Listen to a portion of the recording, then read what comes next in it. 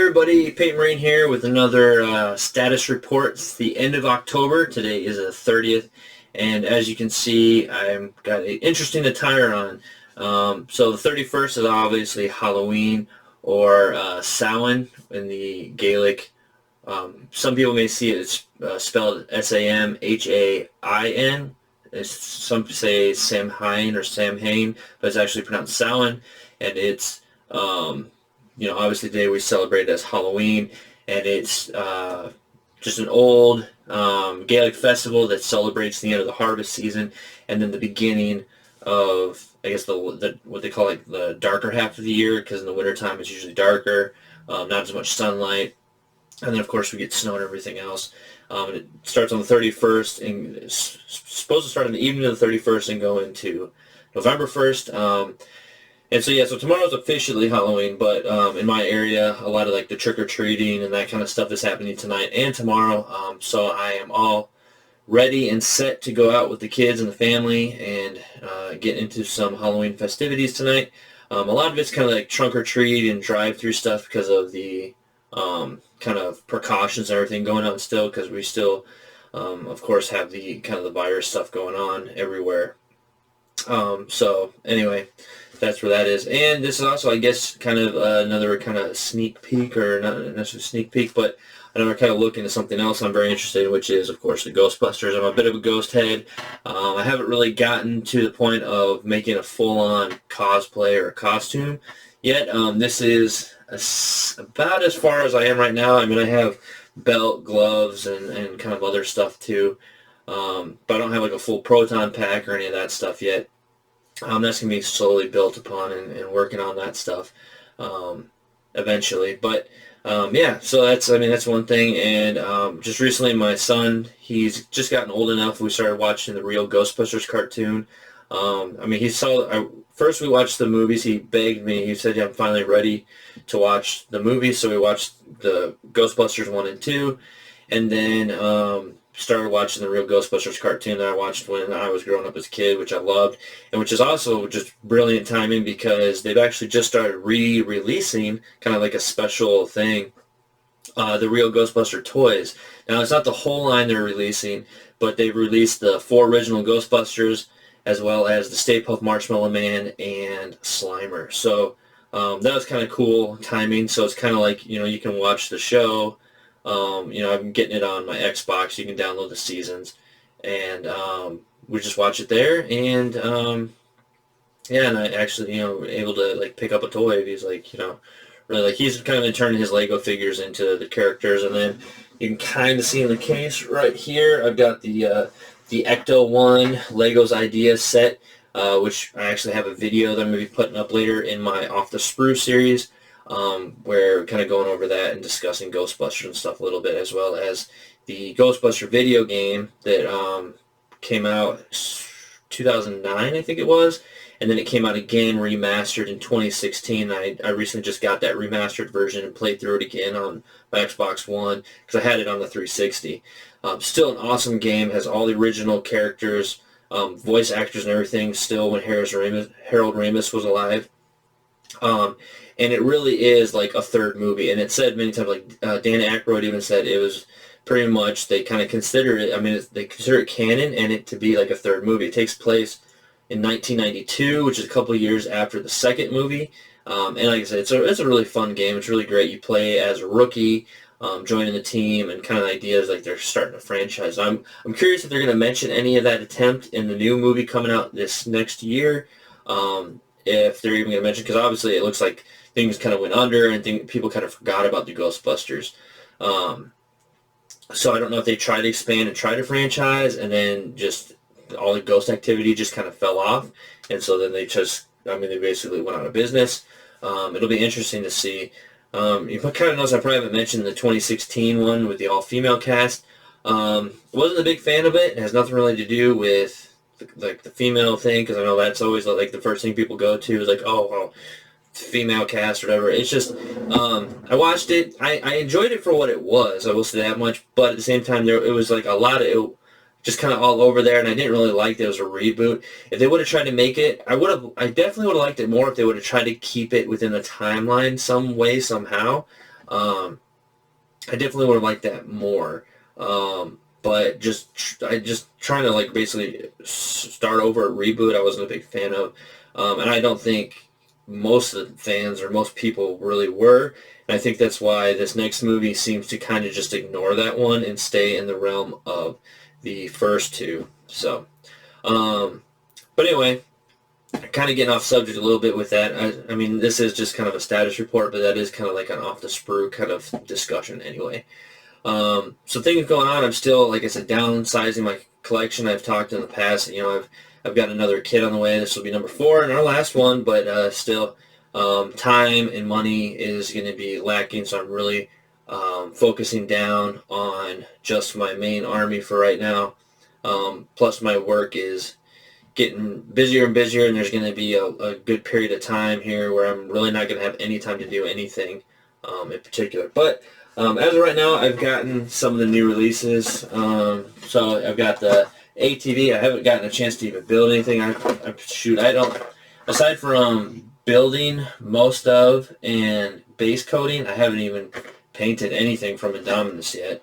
I mean, I'm still trying to catch up on the Shadow Spear stuff, which I've got for the most part done, but there's still some other stuff that came out around then, like the Eliminators with the whatever those last cannon guns are. I have like the regular sniper version done, but I want the las.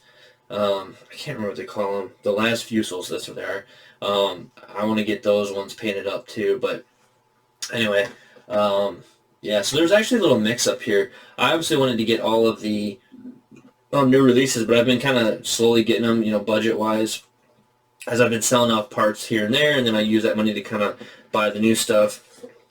But I had actually ordered this from a buyer, or a seller rather, on eBay, and they sent me this. And they had a discount, so this was listed at $34, which I think regular is $40, and this normally I think is $35, and they sent me this. So I basically, and then with shipping and everything, was like $36. It wasn't even free shipping.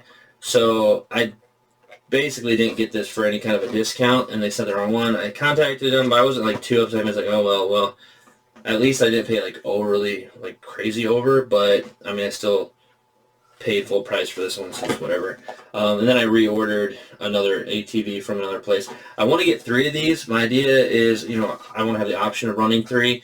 I'm definitely going to have 2 of them with multi-melta, and I'll probably have the 3rd one with the onslaught, just to have a little bit more crowd control. So if I do run 3, or if I want to run 2, I could potentially run 2 anti-armor, or I can run 1 anti-armor and 1 crowd control, or have 2 anti-armor and 1 crowd control. But I just like the idea of that, having a little bit of versatility. And as I mentioned before, I'm not big into magnetizing, because once I have like a favorite loadout, I tend to stick with that.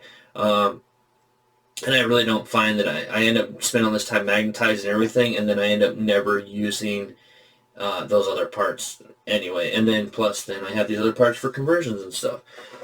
Still undecided on this, on what I want to do exactly. The autocannon I like for the range. The las talons I like for the anti-armor. But I don't know, because really, like, and again, like, it's one of the things where I kind of want to get 3 of these just so I can run a full three squad, because I believe they can run up to 3. But again, the issue kind of being, I mean, suppressors can kind of already do this, which is interesting that suppressors haven't come out in a standalone kit yet. I mean, they just announced that the Outriders are coming out in a separate kit, but they haven't mentioned anything about suppressors yet, so it's kind of surprising. But, and again, that might be because they're going to release, because they're doing these patrol boxes now, so start collecting. I mean, it's essentially start collecting with a new name. But I wonder if the Space Marine generic patrol box is going to maybe come with suppressors. I don't know. It seems like they're going to just keep kind of throwing them in box sets to maybe try to push as having like an exclusive unit that you can only get if you buy the box set. So maybe that's what they're going to push for them. But anyway, I don't know the loadout or what I want to do exactly with this, other than it looks cool, and maybe setting it up for like some kind of a diorama, Armies on Parade kind of thing, having like a weapons emplacement thing.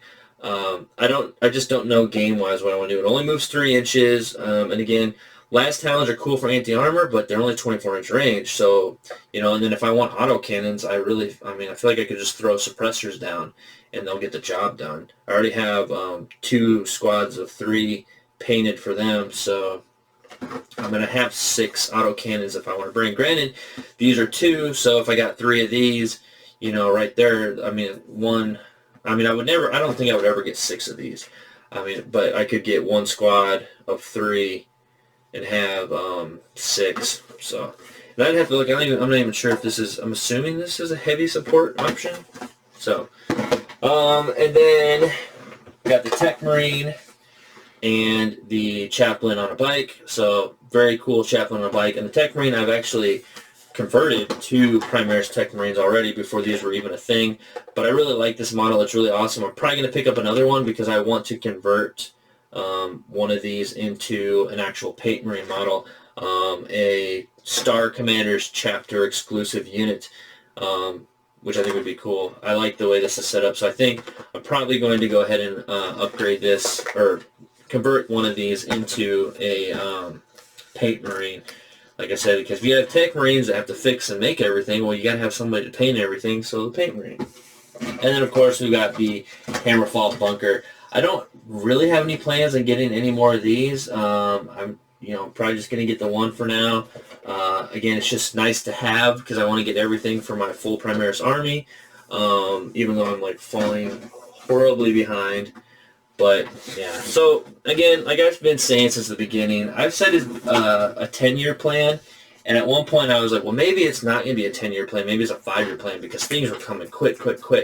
But we're coming up now. It's 2020, 2017 was when the new edition started. So 2018. So yeah, it's only been almost 3.5 years since 8th edition and the Primaris came on the scene. So it still could only be 5 years. Now I'll say it this way: I still think it's probably like a 7 to 10-year plan.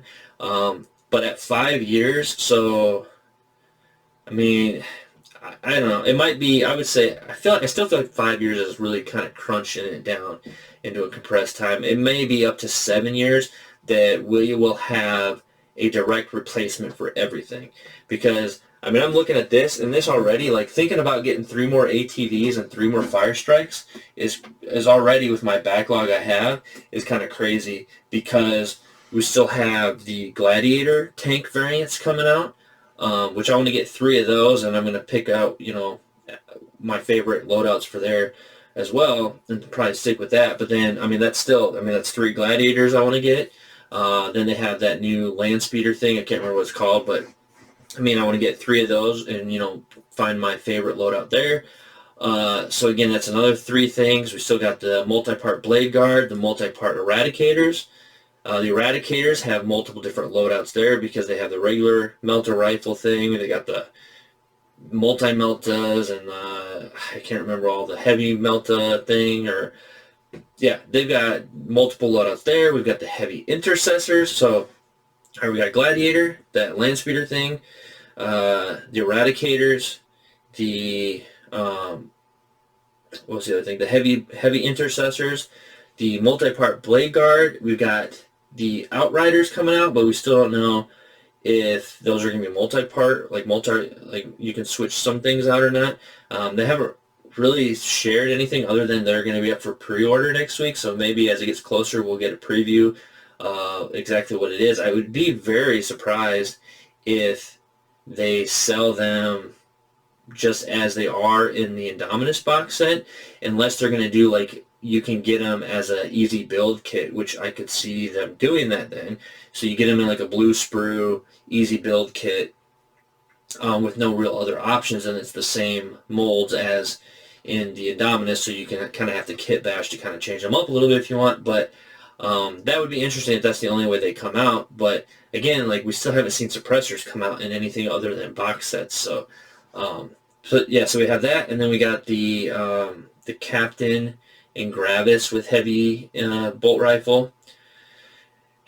And what else? Is that it? I'm trying to think. I think I said the blade guard multi-part, right? So that's 7.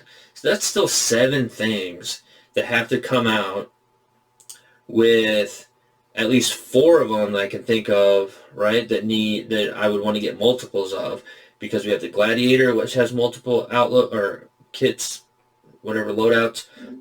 Oh, excuse me. The intercessors, the heavy intercessors have multiple options. So normally what I like to do is I like to make one squad of one squad of the other, so that way I just always have them ready to go if I want to change them out.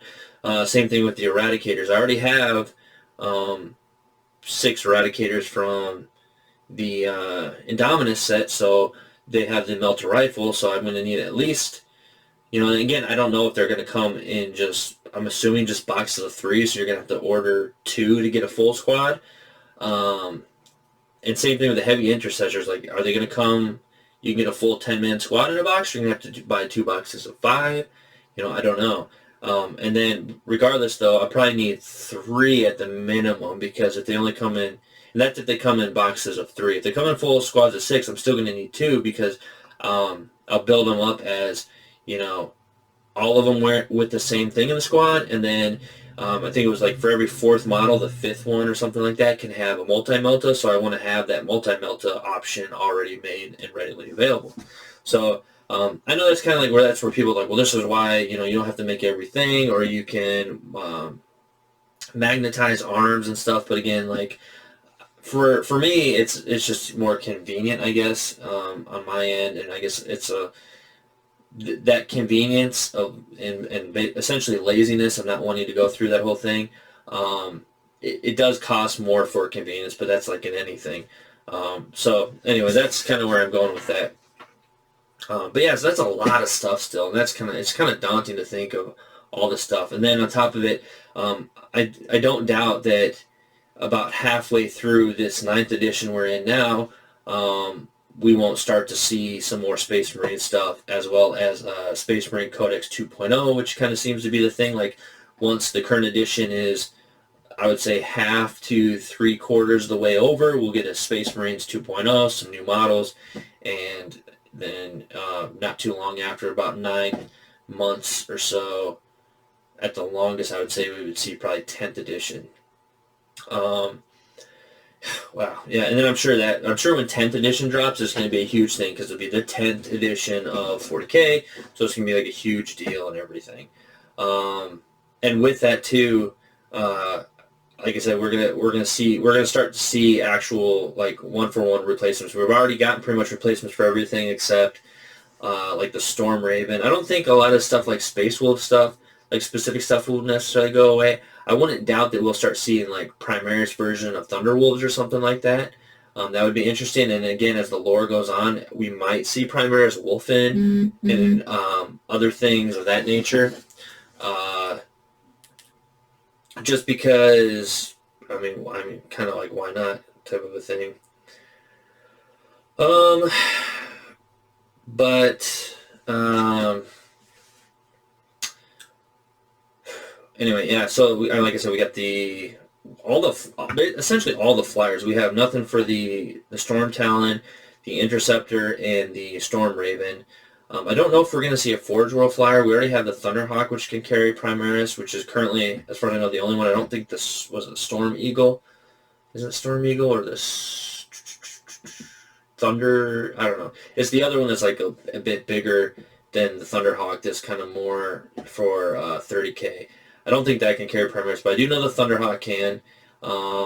And then everyone always brings up the Overlord, but it's described as just this giant thing that dwarfs the Thunderhawk. So I don't think we'll ever see that one in person. I would love, though, to see it in some kind of artwork, though. I want to see some depiction of it at some point. Yeah, so that's where we are there. The other kind of thing that kind of is unfortunate as of right now, I have not even started any kind of a thing for Armies on Parade. I've just not had the time. I don't know if I will have the time.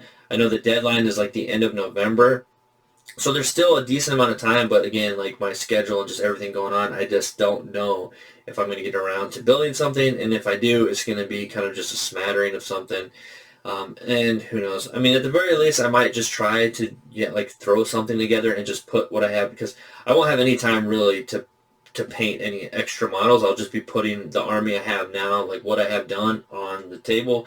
So that would, I mean, because that would basically mean all my time would go into creating the actual display table or whatever. Um, so I don't know. We'll see what happens with that. I still would like to, but I'm not gonna hold my breath on that one. The other thing is I still have I still want to work on like this, where if I can point it boop, boop, boop, right here, the McFarlane Space Marine, and get that painted up as my Star Commander. And then I also saw they're doing another one of the Hellblaster, which I definitely want to get the artist proof of that as well and paint that up as a Star Commander. Pretty excited about both of those, actually. Those will be pretty sweet and kind of fun to do. Just a different way of painting for sure. So, yeah, looking forward to doing those. And the Hellblaster, it'll be interesting if they keep releasing more of these kind of artist-proof things, and what they, I guess, look like or so. So, oh, all right. Well, I think that's gonna kind of wrap it up. Not a whole lot, unfortunately. Like I said, I haven't painted much of anything. I've converted and built and got some things base coated, selling some stuff, and I hope to work on Armies on Parade. And I like Ghostbusters, so that's kind of where I'm at. And yeah, so again, if you are new to the channel, please check out the rest of the videos. Primarily, again, this channel is a 40K channel, although I am starting to kind of deviate a little bit into the other hobbies and interests I have with my Off the Sprue playlist. So if you're interested in potential other things I got going on there, definitely check it out. Right now, I've just got some Lego builds in there with the kids. And I'm about to put another one up where we, like I said, like I go through the Ecto 1 and talk a little bit about Ghostbusters and stuff like that. But like I said, it's going to go into other things too. Like I'm probably going to do some videos as I start my Proton Pack build and continue on that. As well as just other things. The Mandalorian Season 2 actually just started, which I would love to talk about. Really want to get into that first episode. It was an awesome episode. Of course, when I get into that, I'll kind of, I won't have much really to preference in the beginning that won't be spoilers. I'll kind of be like, it was a great episode. Now let's talk about it, because there was so much in there and so many Easter eggs and things to talk about. And then just real quick on that, I'm kind of disappointed with all the rumors I've been hearing that uh, what's his name? Is it Pedro Pascal? I believe, I can't remember. I believe that's correct. Has walked off the set or is not returning, or there's like rumors that he was upset because he wanted more FaceTime. I don't know. That would be very unfortunate if we only get 2 seasons, but at the very least, they're very, so far, I love this series. It's awesome. It's kind of enough nostalgia, but just new enough that, like, I don't know, I feel like for a while people were like trying to rat on nostalgia like, so much, like it is a bad thing. And you can have nostalgia and still be completely unique and different. And I think that's what Mandalorian is doing pretty well. I mean, I don't know. It's not a rehash of things and then just throwing nostalgia in for nostalgia's sake.